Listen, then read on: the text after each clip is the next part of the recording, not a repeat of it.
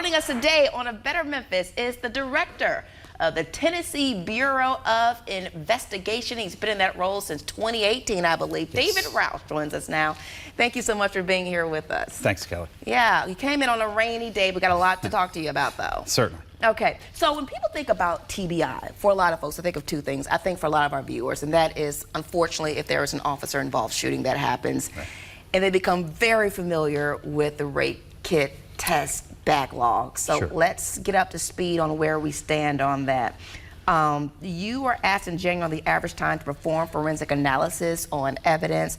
Tell us what has changed to help cut down on the backlog. So quite a few things. The legislature came through for us and provided us more scientists. We had already done everything we could with technology and other efficiencies in the arena, and what we needed was more people to be able to handle the volume. And so we did get those, and they were approved in 23. We hired quite a few. Actually, we now have all 50 positions that were given to us. Really? We've hired all of them now. Training has taken place for the vast majority of them, all of them in the biology area, the forensic biology area that help us in this rape kit section. Those all have been hired and are now actively working cases. And so the great news is we have turned the turnaround times to where I had said we would get, and that's 8 to 12 weeks. And so we are in that window now with turnaround on all of our rape kit processing for rape kits only. Kits that come in with extra evidence, things like bed sheets and things like that, clothing, those are taking just a little bit longer. Right now we're at 16 weeks, but we're going to get those down as well. And it's all a matter of working through the evidence we had. We did outsource quite a few of it, pieces. Right. And that outsourcing has helped as well. So now we're down to about 10 weeks on outsourcing processing. Where they come back in and we have to review to be able to enter it into the system. And so great progress has happened overall in every specialty actually within the lab. So we have seen all of our evidence kind of reduce. So in 2023 we had about 24,000, a little over 24,000 pieces of evidence to be worked.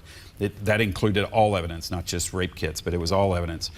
Today, we stand at just over 7,000 pieces. Wow. In that space. What we're seeing is, since the improvements, we're seeing we're working about 1,000 pieces of evidence more than we're bringing in each month. And as long as we can continue to do that, we'll see that improve tremendously.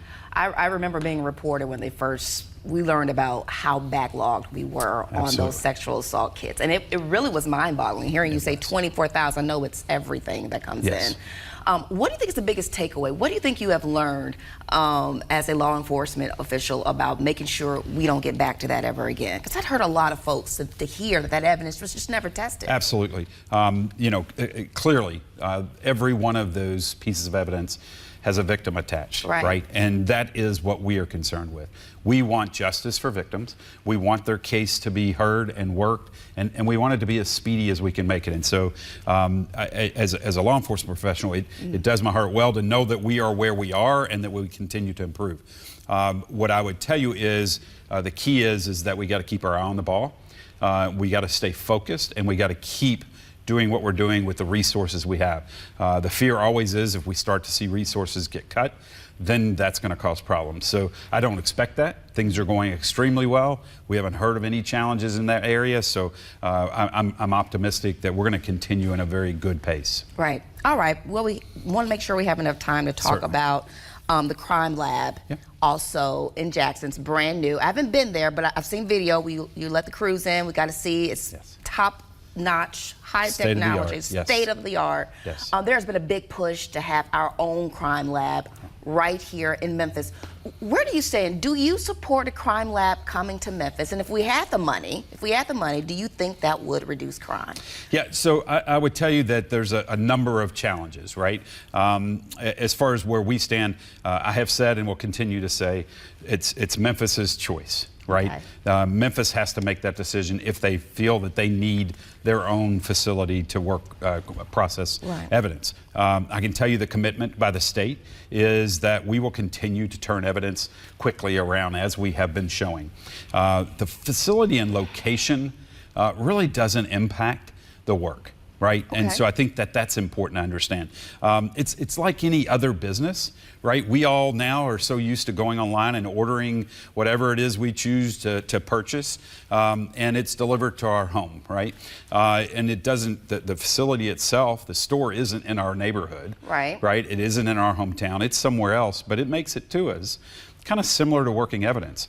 We're working that evidence that happens, the crimes that happen in Memphis, that evidence is being worked over in Jackson.